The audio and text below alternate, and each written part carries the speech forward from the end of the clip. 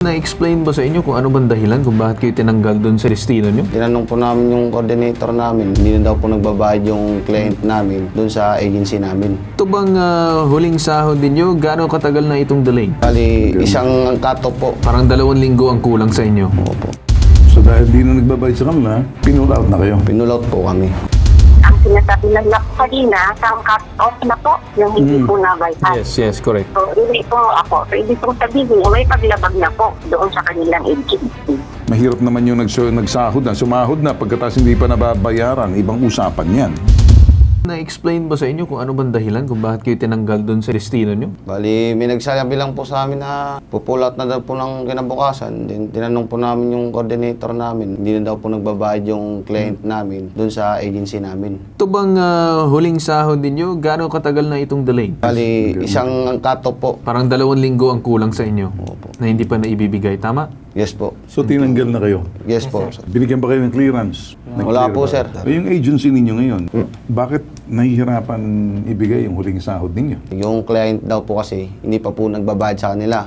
So dahil di na nagbabayad sa kanila, pinull out na kayo. Pinull out po kami. Nakailang buwan kayo nakapagsweldo rito sa agency na to? 1 year and 5 months po. Alright. Kailan lang nagkalintik-lintik tong parang nadidelay na? December po, sir. So nahihirapan daw talaga yung agency. Naniniwala ba kayo? Hindi po, sir eh. Ayaw na ba ng kliyente sa inyo or pinatatanggal kayo ng kliyente? Ano bang problema? Wala naman pong problema sa client. Hindi naman po kami sa pinapatanggal kami, sir. Ako, nag-iimbestiga ako, no? Kasi baka epekto lang ng problema nakikita natin. Ang dahilan ng problema nakatago. May karapatan ba ang kliyente tanggalin yung mga security guard na tinaglaga ng agency kung masaya yung kliyente? Wala may, po, sir. yung agency, may pinalit ba roon sa kliyente? Wala Hindi, po. gusto ko nung nawala kayo, natural, mababakante ngayon. Or unless kung sinabi ng agency, tigil na, ayaw na namin. Baka nirereklamo kayo mga gwardya kasi hindi masaya yung kliyente. Kaya napipilitan ng agency, i-pull out kayo. Hindi kaya parang pinull out kayo. Hindi po, sir eh. Hindi ba sinabi ng agency, pinapupull out na kayo, hindi na masaya yung kliyente, pinapapalitan kayo kasi may karapatan yung kliyenteng ganun. Kapag hindi siya masaya, i-request niya sa agency, palitan mo kami ng ibang gwardya kasi di tama to. Yun ang gusto kong sabihin. Hindi po, sir. Wala namang reklamo sa inyong agency niyo? Wala naman Ay, yung kliyente ninyo? Wala po. Sir, ano ulit yung inyong agency? Pangalan? Yeah, no? King King James James. Okay, King James Security Agency. So, sinubukan imbitahan ng helpdesk ibabidag mo ang inireklamong security agency na King James Security Agency. So, this statement is issued in response to the concerns raised in connection on the matter discussed before the NLRC on February 11, 2026. Ngayon, ang sabi daw nila ay tinatanggap nila ang kanilang pagkakamali or lapses on their part. Tinatanggap nila yung buong responsibilidad for these shortcomings. We assure all concerned that we are acting in good faith to immediately rectify the situation. We confirm that the settlements of all pending accounts shall be completed within today until tomorrow, 26 to 27 of February 2026, based on the agreed terms. Arrangements with our client are currently being finalized to ensure full compliance within this period. So yun ang sinasabi ng company, Sir Ben, na kinaklarify nila na possible din for redeployment itong mga tao. They're not saying na tinatanggal nila or what. Hinahanapan nila ng posibleng pwedeng lugar na kung saan sila Babasahin i-deploy. ko. Sinabi niya, we also wish to clarify that all personnel involved remain eligible for redeployment after the halt completion of the project subject to operational requirements and procedure. We continue to value the workforce and had been cooperative with updates and their status. Pumunta ba kayo sa NLRC? Yung iba po yung kasama namin. Kaya naman. Okay. Pero- So, kayo hindi kayo nag-labor, yung iba nag-labor. Tama? Yes po, sir. Ilan yung mga napumunta sa labor sa NLRC?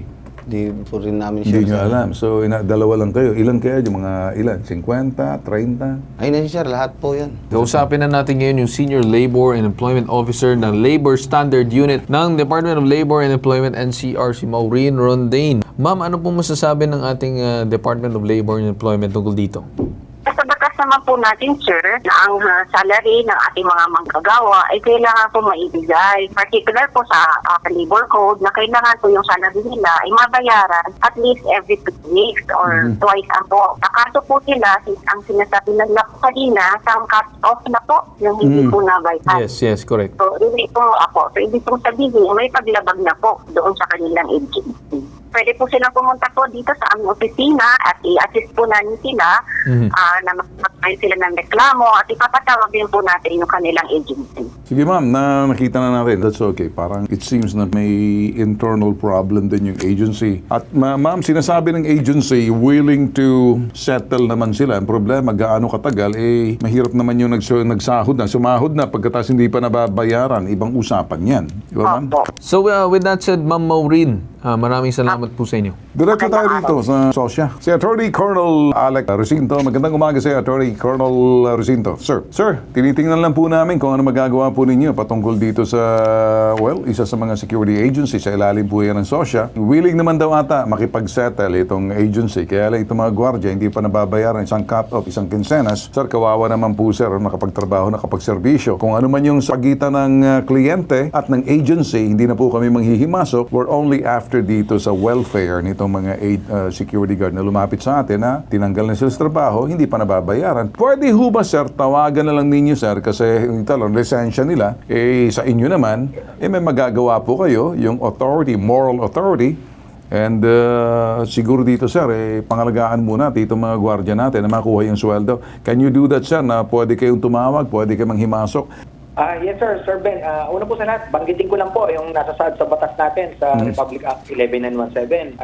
Particularly po sa Section 238, Code of Conduct of Security Service Operator.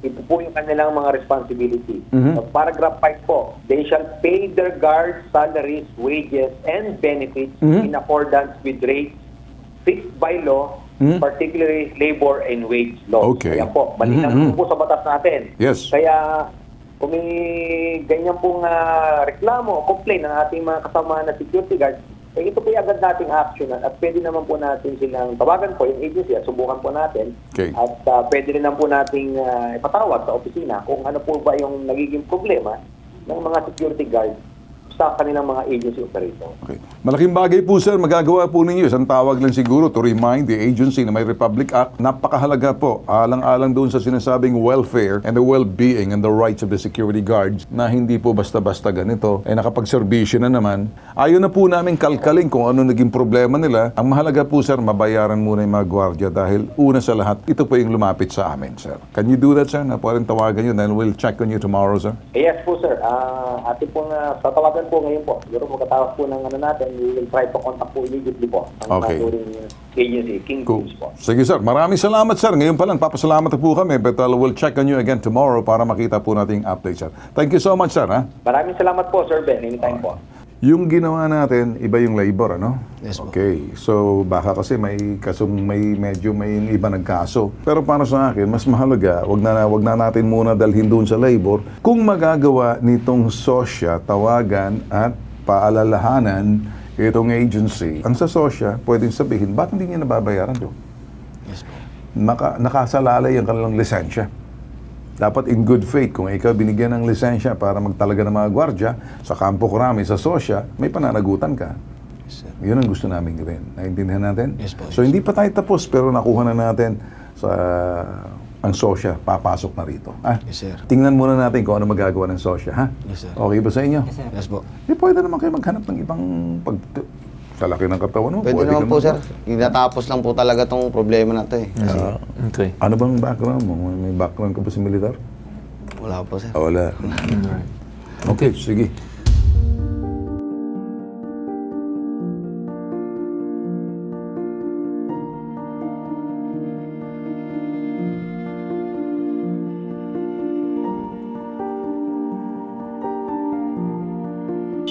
Maraming salamat po ulit sa bitag.